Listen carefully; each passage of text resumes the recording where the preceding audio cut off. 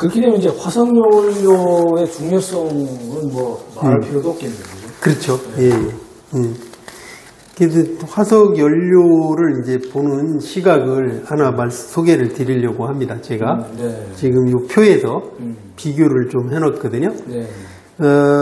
제가 이거를 말씀드리면 이제 일부 뭐 네티즌들께서는 이 저 양반 석유가스 탐사 공부하시는 분이라 화석 연료의 우호적인 관점에서 얘기하는 거 아니냐 이렇게 말씀하실지도 모르겠습니다.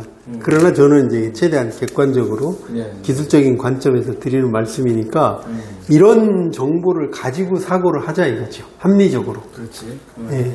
예, 그래서 보시면 화석연료는 주요한 여태까지 본 것처럼 주요한 1차 에너지원입니다. 그리고 또 사실은 원유의 그 10%는 소재로 활용됩니다. 그렇죠, 그렇죠. 비누, 플라스틱, 이런 것도 쭉 다 해가지고요. 소재 물질이고, 그 다음에 화석연료는 상품으로 거래되는 에너지원으로서 무지무지 그 큰 시장을 가지고 있죠. 그렇죠. 페이퍼 오일이라는 말이 있듯이 선물 시장에서 굉장히 큰 그 자본을 이렇게 흡수하고 하여튼 내보내고 하는 그런 상품이죠. 금융 상품. 그 다음에 또 하나는 이제 전략 물자예요.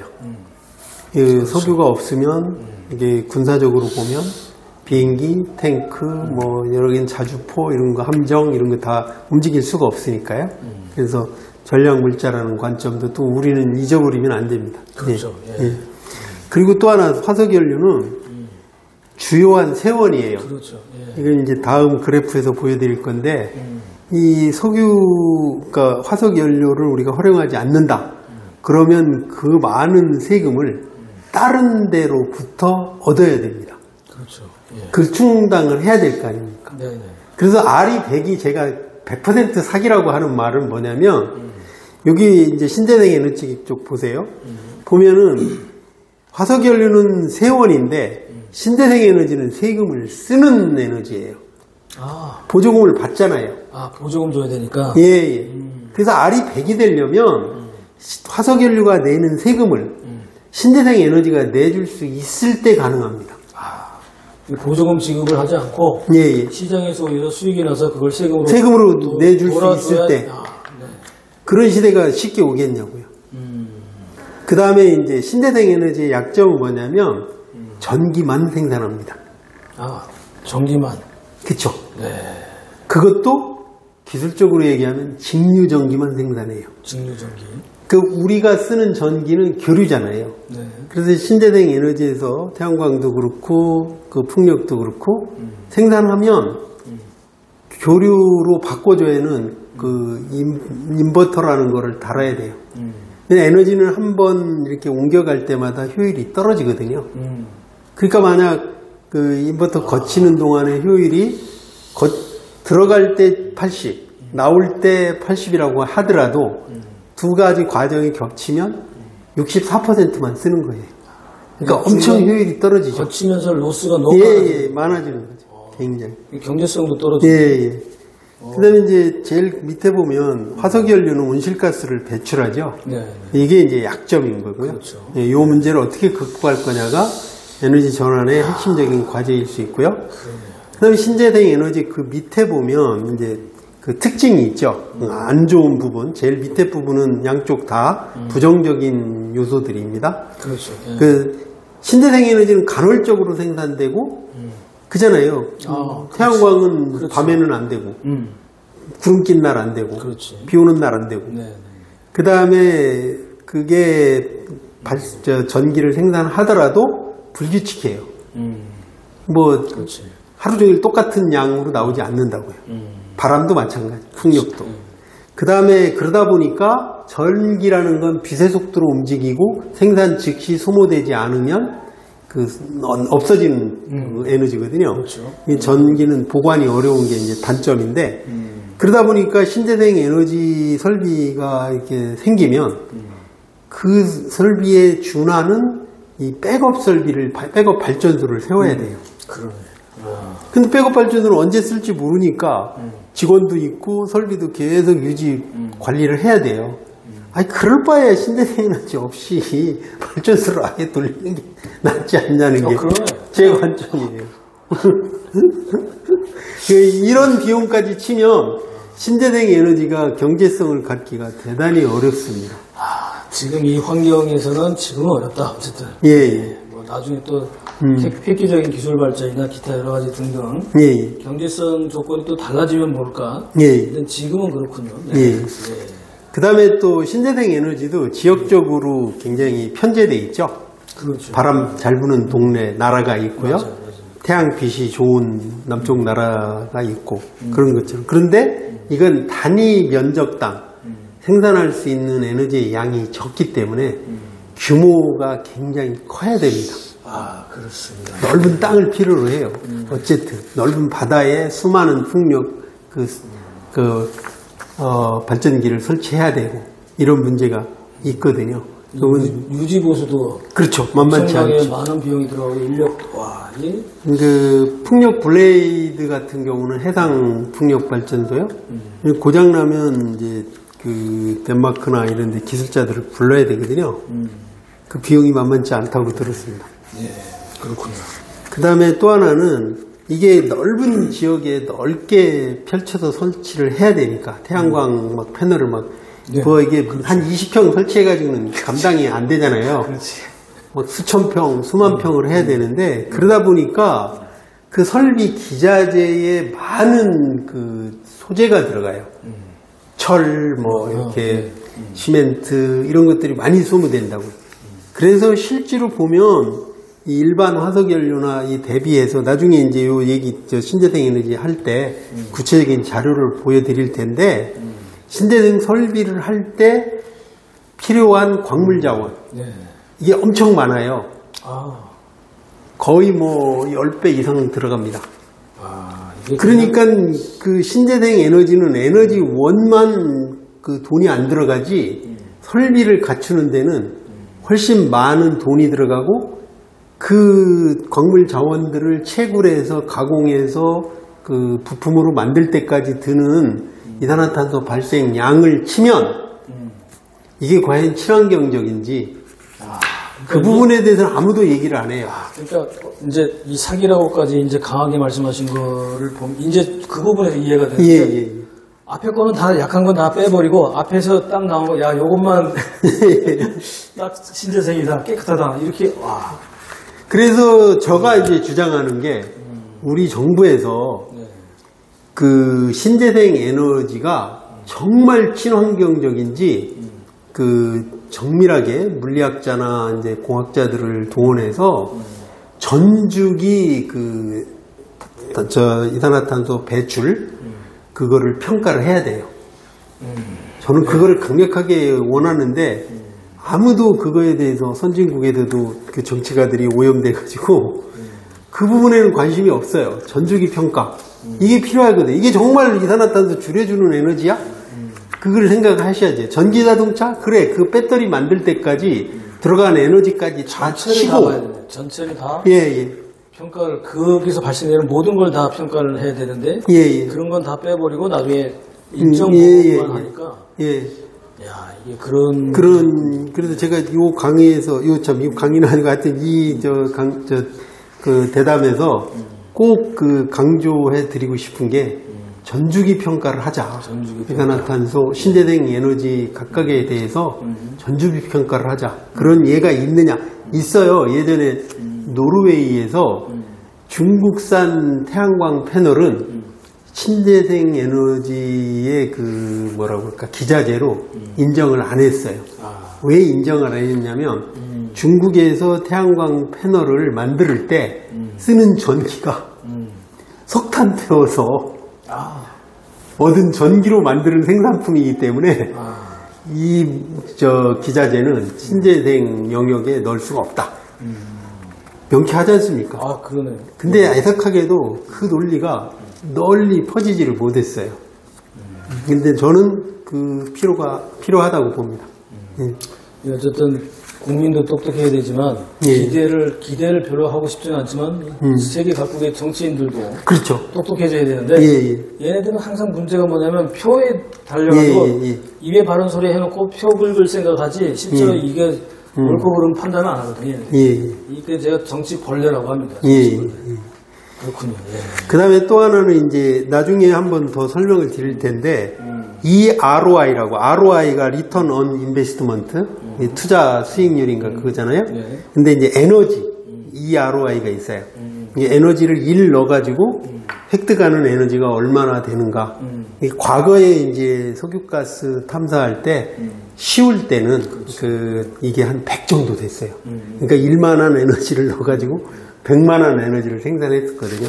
근데 지금은 이제 그게 석유가스 같은 경우 뭐 이제 나라마다 틀리긴 한데 그게 한 2, 30 정도 돼요. 그래도 꽤 많은 거죠. 근데 신재생 에너지는 이게 10을 넘기가 굉장히 어렵죠. 그러니까 비효율이라는 얘기예요.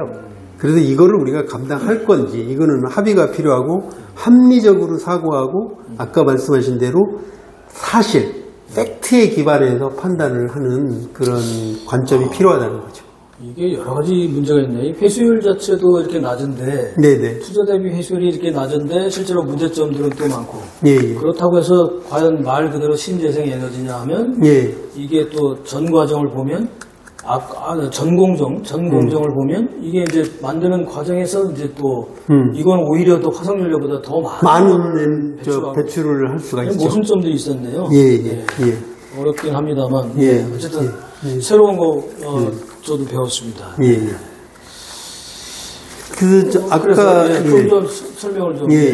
아까 화석연료는 세금을 낸다고 하는데 도대체 얼마씩 내는지 우리나라 옛날 자료긴 합니다만 하여튼 뭐 크게 변하진 않았을 거예요.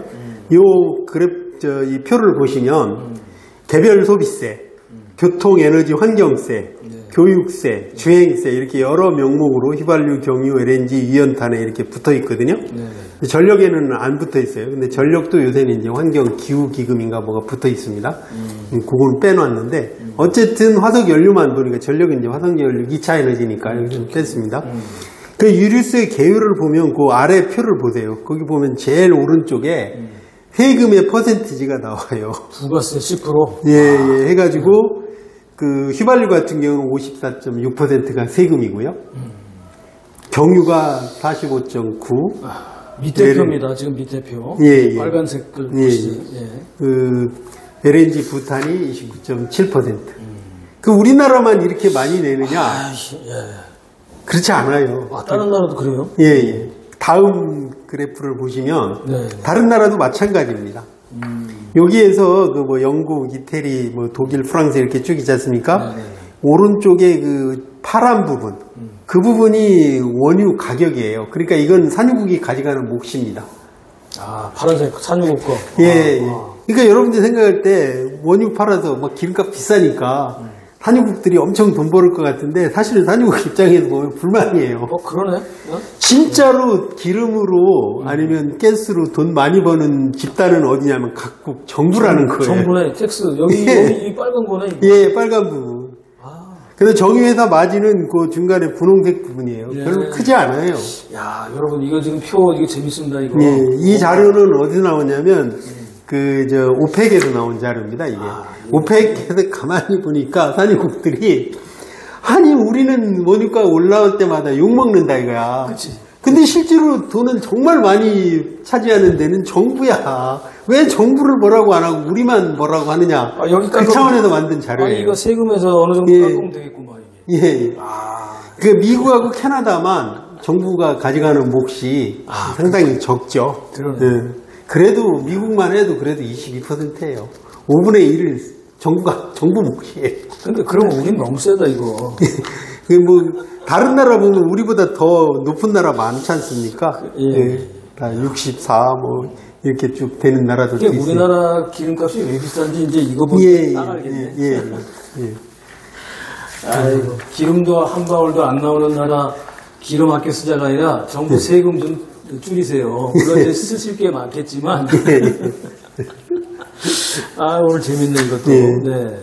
전력 요금 한번 비교해 볼까요? 예. 그래서 제가 이제 IA 자료를 컴파일 하라고 해서 이 인공지능한테 시켰어요. 그래서 이제 얻은 자료입니다. 2015년에서 23년까지 각 나라의 전력 요금이 어떻게 변화하고 있는가. 그걸 그린 거예요. 미국, 독일, 영국, 프랑스, 이태리, 대한민국, 일본. 여기 보면 제일 위에가 독일입니다. 독일. 독일은 최근에 지금 2000년대 2020년대 들어와 가지고요. 에너지 가격이 엄청 올랐죠. 그래서 이제 그 보면 그 킬로와트당 0.45달러 그렇게 되고 그 다음으로 비싼 나라가 이태리예요. 그 다음 비싼 나라가 영국. 이 세 나라는 엄청나게 고비용의 전력요금을 지불하고 있습니다. 들리는 얘기로는 뭐 영국의 중산층 가정에서 겨울철 한 달 전기요금이 한 60만 원 정도 나올 수도 있다고 그러더라고요. 그러면 그거는 가계 소득을 탈취하는 거죠, 어떻게 보면. 정부가. 그렇죠. 거의 주범이 정부니까. 예, 그렇죠. 에너지 정책의 실패가 이제 그런 걸 낳는 거죠. 근데 여기 이제 그래프 보면 그 밑에 낮은 네 번째 낮은 나라가 이게 아마 프랑스일 거예요. 프랑스는 원전이 많기 때문에 전력 요금이 싸죠. 그 다음이 이제 일본. 그 다음에 이제 미국. 제일 낮은 데가 대한민국입니다. 요건 잘하고 있는 건가, 그러면? 그렇지는 않죠. 왜냐하면 아까 지난번에 아까 앞에서 말씀드렸다시피 우리는 94.6%를 수입하죠. 수입하는 나라가 전력 요금이 이렇게 싸다? 뭔가 이상하지 않습니까? 그러면, 이 그래프에서 눈여겨봐야 될 점은 일본만요. 21년에서 23년 사이에 전력 요금이 떨어지고 있습니다. 이거는 이제 갑자기 쑥 떨어졌네. 원전 가동 안 하다가 원전 돌리니까 그러니까 원전이 얼마나 효과적인 원전을 돌리니까 그러니까 밑에서 세 번째입니다. 빨간색으로. 원전 돌리니까 2022, 23년은 안 하다가 하니까 뚝 떨어졌다. 그래서 우리는 이게 그 에너지 그 원의 실제적인 가격을 시장 기능에 맡겨서 반영을 시켜줘야 되는데 그걸 정부가 못하게 하니까 이런 그 이상한 현상이 어떻게 보면 적자가 날 수도 있겠는데? 네, 적자죠. 그러니까 에너지가 그렇게 풍부한 미국보다도 더 싸다는 게 말이 안 되지 않습니까? 그러네요. 그죠? 이러다 보니까 그 에너지 가격이 왜곡돼 있잖아요. 그러다 보니까 이제 다음 그래프에서 보시다시피 우리나라 에너지 공기업의 부채가 어마무시합니다. 그러니까 바로 그 문제가 나오잖아요. 싸다고 좋은 게 아니라.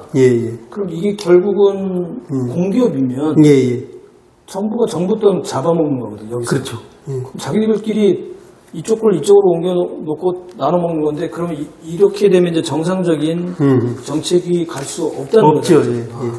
그래서 한전 여기 붙여보세요. 한전 2024년 말 정도 뭐 이렇게 다 안 됐지만 부채가 241조 될 거라고 얘기하고 있고요.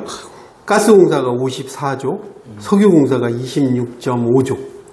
이거 어마무시한 공기업 부채를 지금 우리가 폭탄처럼 앓고 있는 거죠. 이게 사실 이제 이거는 좀 심각한데요. 이게 이제 가계 부채도 많지만 이제 일단 부채라고 붙으면 중앙 정부든 지방 정부든 기업이든 가계 부채든 특히 이런 사기업이 아니라 사기업은 무너지면 그만이지만 그것도 무너지면 그만은 아니죠. 어쨌든 타격이 있는데 공기업이 이렇게 되면 이게 대책이 있나요, 이거? 글쎄요. 하여튼 애석하죠. 애석한 게 아니라 통탄스럽죠. 진작에 어떤 조정을 했어야 되는데 그걸 안 하니까 이제 정책의 실패라고 봐야죠. 이게 이제 국민들 당장 또 세금 문제 되니까 반발하실 거고. 복잡해졌습니다. 갑자기 얘기가. 지금 나오는 이 도표는 뭔가요? 이거는 이제 에너지 전환을 각국에서 얼마나 잘 하고 있는지 한 그 표로 정리한 그래프예요. 이거는 에너지 인스티튜트라고 그 영국의 에너지 전문 연구기관에서 발표한 자료인데요. 이 표의 세로축이 에코노미 와이드 프라이머리 에너지 인텐시티. 자, 이제 에너지 인텐시티라는 용어를 이해를 하셔야 돼요. 에너지 집약도. 우리말로는 그렇게 집약도. 표시하거든요. 이건 뭐냐면 GDP 그 1달러 생산하는데 에너지를 얼마나 쓰느냐. 그러니까 이게 위로 갈수록 안 좋은 거죠. 예. 그러니까 밑으로 갈수록 에너지를 적게 쓰고 부가가치를 잘 만들어내는 나라예요. 오케이. 이게 에너지 인텐시티는 그래서 제가 항상 강조하는 게 우리나라가 아까 제가 우리나라는 에너지 효율 향상을 목표로 해야 된다 하는데 그 효율 향상은 그러면 뭐로 측정할 거냐? 사실은 요거로 측정하면 됩니다. 국가 정책상에서 우리가 에너지 인텐시티를 계량화해서 1년에 얼마씩 목표로 해서 어떻게 낮추겠다. 그거에 따라서 이산화탄소 저감은 얼마 정도 혜택이 생길 거다. 뭐 그런 계량적인 접근이 필요하지. 아리 100을 목표로 해서 막 거기다가 많은 양을 쓰고 그러는 거는 어불성설이라는 거죠. 예. 그 다음에 이제 가로축은요. 이제 카본을 적게 발생하는 에너지 비중이 얼마나 되느냐. 이게 이제 50% 이상 되면 이상적이라고 생각하는데 지금 이 표에서 보다시피 어느 나라도 여기 보면 4분 영역이 있죠? 여기 그 오른쪽 위쪽에 보면 타겟 세그먼트라고 녹색으로 표시해 있는 거죠. 거기에 들어가야 되는데 아무도 없네. 아무도 없어요. 그러니까 너무 우리가 막 우리나라는 뭐 그 기후 위기에 대응을 잘못한다 이런 얘기 할 필요 없습니다. 그렇지 않습니까? 여기에 들어가는 나라가 뭐 가장 가까이 있는 나라가 브라질인데 브라질은 사실은 그 사탕수수로부터 나오는 거로 바이오 에탄올을 써가지고 바이오 오일을 많이 쓰기 때문에 신재생 영역이 커진 나라입니다. 그거를 감안하셔야 되고요. 프랑스는 원전이 많아서 그렇게 된 나라고. 원전이 예. 근데 이 그래프에서 이제 그래도 안심하시면 좋은 게 우리나라 그래프는 녹색점이에요. 녹색점은 17년부터 22년 사이에 이 온실가스 배출량이 줄어든 나라예요. 거기에 속했고요. 그리고 우리 그 이제 에너지 인텐시티가 그래도 그냥 한 중간쯤은 간다. 근데 이제 반성해야 될 건 미국보다도 에너지 인텐시티가 높아요. 미국이 에너지 흥청망청 쓰는 것 같은데 실제로 인텐시티로 보면 그렇지 않다는 거죠. 우리가 더 많이 쓰는. 예. 그러니까 우리가 좀 효율 향상이나 절약할 필요가 절실하다는 거죠. 그러니까 저는 이런 팩트를 놓고 국가 에너지 정책을 생각해야지 무슨 신재생 에너지가 기후 위기에서 빠져나오고 그런 그 도그마틱한 어떻게 보면은 뭐랄까 뭐라 그래요? 그거 뭐 프로파간다? 이런 거에 맞춰서 하면 안 된다는 거죠.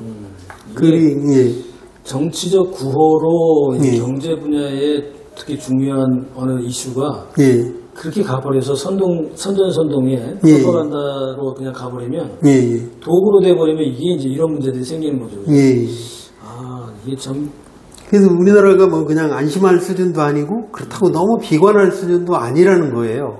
다른 나라들하고 비교해 봤을 때. 어쨌든 녹색이니까. 그리고 여기서 또 하나 볼 거는 이제 검은색 큰 점들이 있죠. 이게 이제 2017년에서 22년 사이에 탄소 배출이 늘어난 나라예요. 제일 많이 늘어난 나라는 뭐 짐작하셨겠지만 중국이고요. 두 번째가 인도. 인도는 지금도 한 3억 명 정도가 전기를 못 쓰고 있다고 그러잖아요. 그래요? 그래서 그게 우리 전력 발전소, 화력 발전소나 이런 걸 가지고 인도 시장에 들어갈 수 있는 잠재력이 있는 요소죠. 그 다음에 이제 많이 늘어난 나라가 인도네시아. 인도네시아도 인도 대국이지 않습니까? 그렇죠. 이 세 나라 보면 이게 참 이산화탄소 줄기는커녕 이렇게 억수로 늘어나는데 우리는 줄고 있으니까 그렇게 뭐 비관적으로 생각할 필요는 없다. 이게 제 결론입니다. 그래서 제가 이제 신재생 에너지에 이거 보면 신재생 에너지를 많이 해야 되지 않습니까? 라고 얘기를 하실 건데 우리나라 신재생 에너지 형편을 보자고요. 그 다음 그래프. 이거 보면 월드 솔라 에너지 맵이에요. 그러니까는 에너지가 태양광이 어느 동네가 얼마나 많이 들어오는가. 아시다시피 사하라 적도 지방이 제일 많겠죠. 적도나 이런 지방이. 우리나라는 보면 태양광이 그렇게 경쟁력 있는 나라가 아니지 않습니까? 그렇죠. 그렇죠. 예. 요게 또 그렇고, 다음 자원은 이제 풍력이에요. 풍력. 풍력도 마찬가지 우리나라에서 바람이 잘 부는 데는 태백산맥 지역하고요. 남해안 바닷가밖에 없어요. 이 그림을 보시면. 네. 그러네요. 그래서 너무 그런데 집착하실 필요는 없다. 그걸 말씀드리겠습니다. 국제에너지기구, 예. 그거 관련된 거 좀 해주시죠. 예. 그러면 우리는 신재생 에너지를 무시하고, 무시하는 건 아닙니다. 근데 나중에 우리가 북한 지역을 수복하고 나면 개마고원에 지열도 개발할 수 있고, 여러 가지 할 가능성이 많으니까 그런 준비만 우리가 많이 하면 되고요. 근데 실제로 이제 우리가 에너지 전환을 이루어야 된다고 했으니까, 그러면 어떤 기준을 따라서 어떤 지침에 맞춰서 일하는 게 합리적인지 네. 그거를 생각할 필요가 있죠. 그래서 이 그래프는 국제에너지기구에서 넷제로 2050인가 거기 나온 내용을 요약한 거예요. 거기에 보면 에너지 전환의 주요 이제 그 방침 그걸 4가지로 내놓는데, 첫 번째는 에너지 효율 향상. 이건 다 아시는 거고요. 두 번째는 재생에너지 확대. 이것도 아시는 건데, 아까 제가 말씀드린 대로 온실가스 배출 전주기 평가가 필요하다. 이거에 너무 매몰되면 안 된다. 그거고요.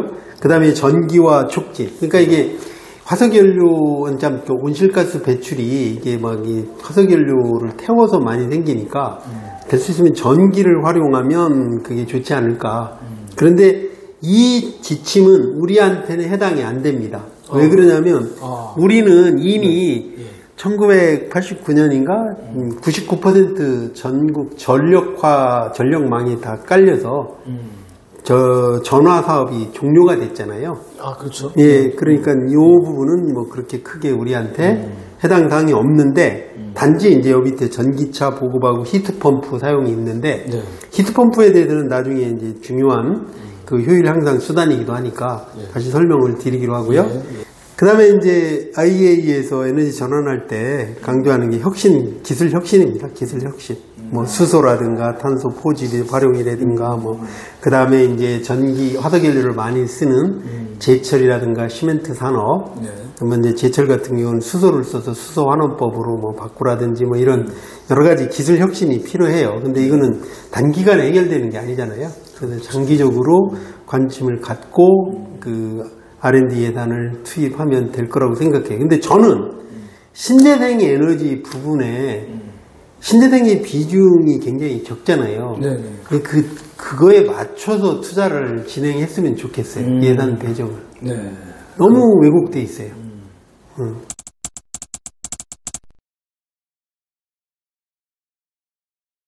전기차는 저는 그렇게 긍정적으로 보지는 않습니다. 어쨌든 배터리 문제도 있고, 그 다음에 그거를 생산하는데 아까 말씀드린 대로 많은 양의 자원을 소비하는데, 그게 이산화탄소 배출 안 한다는 것만으로 그만한 우리 경제 전체에 혜택이 갈까? 그리고 보조금까지 주고. 예. 근데 폐기물은 또 어떡할 거야, 배터리? 예, 그리고 전기차 문제 중에 하나가 전기차 폐기되잖아요. 네. 동남아나 제3국에 수출이 안 되지 않습니까? 그렇죠. 네. 그래서 폐차장에 쌓여 있잖아요, 전기차는. 그 자동차 산업의 어떤 그 순기능에도 부정적이라고 봐요, 저는. 전기차 문제에 대해. 나중에 한번 다루기로 합시다. 예, 네. 좋습니다. 이거 한번 해야 되는 게, 저는 이제 계속해서 제가, 이제 중국의 전기차들이 이제 중국 정부의 보조금을 받고 싸게 덤핑으로 또 막 내보니까 이 전기차 회사가 갑자기 500개, 600개가 막 생겼어요. 네. 어느 항목도 그랬어요. 예전에 반도체는 지금 이렇게 했다 왕창 무너져서 몇 개 안 남았지만, 반도체 그렇지 많아. LCD도 그렇고 여러 가지 하여튼 근데 지금 전기차를 왕창 하는데, 심지어는 어떻게 해야 되냐면 전기차를 생산해서 보조금 받고요. 대충 그냥 엉터리로 만들어 놓고 그거 다 어디서 갖다 놓으면 저 산속에다 갖다 놔요. 안 팔리니까. 그러니까 원가를 완전히 해서 그냥 모양만 만들어 놓고 받고 그 엔진 넘버 해서 딱 받고 그리고 거기다 갖다 놔요. 그게 지금 수북하게 쌓여있는 것도 있어요. 일단 전기차 한번 나중에 다시 한번 화재 문제도 있고 사실은. 예. 자, 여러분, 저도 이제 또 이해가 됐는데, 여러분도 좀 공부가 되셨죠? 마무리 한번 해볼까요, 오늘? 예. 그래서 이제 제가 생각하는 에너지 정책의 기본은 계속 강조하지만 최적화. 그 최적화에 여기서 좀 구체적으로 말씀드리면 오늘 에너지 믹스를 배우셨으니까 에너지 믹스를 합리적으로 설정하자. 특히 신재생 에너지 2.8%밖에 안 되는데 거기에 막 몰빵해서 모든 예산을 쏟을 게 아니라 단계별로 가긴 가야 되니까 단계별로 가자. 그 다음에 이제 효율 향상. 특히 이제 효율 향상 부분에서 우리가 야간 부분이 전기 에너지보다 열 에너지 관리에 취약합니다. 그래서 열 에너지 관리에 좀 신경을 쓰자. 그 다음에 절약. 근데 절약을 그냥 절약하라고 해서는 안 돼요. 절약할 수 있게 해야 되는데 그게 바로 에너지 요금 현실화입니다. 절약하라고 소리할 필요가 없네. 전기요금이 갑자기 뭐 한 30% 올라가요. 그러면 다 물도 마찬가지. 사실 우리 보면 세수 그냥 물 틀어놓고 하잖아요. 전기도 그냥 다 켜놔 방마다. 근데 이제 아프리카나 이런 데 뭐 구호 난민기고 하면 물이 없어가지고 막 근데 그렇습니다. 그게 이제 제가 오늘 드리고 싶은 말씀이고 에너지 믹스를 효율적으로 하는 거하고 그 효율 향상은 기술 혁신이 필요한 겁니다. 근데 기술 혁신이라는 게 그냥 일어나지 않지 않습니까? 아니 수익을 노리고 창의력을 발휘하는 거 아닙니까? 그러다음에 이제 절약을 유도하려면 요금 현실화를 해야 되고 그래서 기술 혁신과 요금 현실화는 사실은 어느 시스템에서 제일 잘하냐면 자유시장 경제 체제 안에서 잘 일어난다는 거죠. 그리고 기업에게 공정하게 맡겨놓고 그 공정 경쟁하에서 좋은 품질, 값싸고 좋은 품질이 나오는 그 기업을 밀어주면 되는 거죠. 경쟁시켜서. 그렇습니다. 이 말은 쉬운데. 끝으로 특별히 제가 에너지 효율 향상에 대한 투자를 강조하는 이유 중에 하나는 이게 온실가스 저감도 되고요. 그 다음에 이제 효율이 높아지면 산업 경쟁력이 높아지는데 중요한 게 일자리가 창출됩니다. 그러니까 효율 향상을 하려면 어떤 설비나 만약 이제 집에 아파트 같은 데에 그 단열 설비를 개선한다. 그래서 효율 향상 기금을 주려고 하면 현재 상태가 어느 정도 낭비가 되고 그리고 그 상태를 측정 가능한 그 기능사나 이 자격이 있는 사람들이 평가를 해야 될 거예요. 그리고 평가가 된 설비나 장비를 설치를 하고 설치한 이후에 실제로 효율적인지 또 검증을 해주는 또 기술사들이나 누가 기능사들이 필요할 거예요. 그리고 각 가정마다 설치하려면 대기업이 하기 어려워요. 그냥 그 중소기업이나 뭐 이렇게 자영업으로 얼마든지 할 수 있거든요. 그래서 이 클린턴 정부 시절에 클린턴이 그랬어요. 효율 향상은 일자리 창출에 굉장히 좋은 방편이다. 일석이조의 효과가 있는 것이다. 라고 했는데 그게 절대적으로 맞는 얘기예요. 전 과정에서 결국 분업화되니까 결국 많은 중소기업들이 생겨날 수밖에 없고 지역별로 다 있고 나중에 AS 포함해서 다 해야 되니까 이건 뭐 대기업이 할 일은 아니지. 근데 지역 경제도 살고. 아까 이제 그 뭐 기술 혁신 뭐 해서 자유경제에 맡게 된다는데 사실 말은 쉽다 그랬지만 실제로 이걸 이제 의지만 가지면 사실은 우리가 못하는 건 아니거든요. 그러니까 이제 저는 항상 정치공학적인 생각을 가지고 정치인들한테 이런 걸 국민들이 그냥 그 프로파간다에 휘둘리면 안 됩니다. 그러니까 어느 정치인이 뭐 했다 해서 막 좋은 것 같은데 우리가 진실을 들여다봐야 되고 팩트 체크해야 되고 전문가들이 이런 걸 지적할 때 같이 공감해 주시고 같이 고민해 봐야 돼요. 그죠? 그래서 이제 집단지성으로 그게 아니다 싶으면 이걸 언론화시키고 여론화시키고 정부를 압박하고 그다음에 정부 뒤에 숨어 있는 그 실질적인 그 이익 집단들을 말씀하시고 그 기업들을 압박해서 우리 그런 거 잘하잖아요. 근데 방법을 몰라서 그랬던 거야. 그래서 아까 그 박석순 교수 같은 경우도 이제 그런 쪽에 관심이 있어서 우리 모임에 또 오셨던 건데 하여튼 오늘 이 방송 제가 한 다음에 이거 나가면 박석순 교수한테도 이거 보내가지고 협력할 부분을 우리 찾고 있었어요. 저도 찾고 있었는데 아주 좋은 또 계기를 한번 만들어 볼 것 같습니다. 자, 오늘도 이제 어려운 공부 좀 됐는데 시간은 길어졌습니다만 에너지 전환이 우리한테 어떤 도전 과제가 있고 이걸 해야 될 필요성이 뭔지에 대해서 한번 짚어봤습니다. 중국대에 계신 이철우 교수님이었습니다. 감사합니다.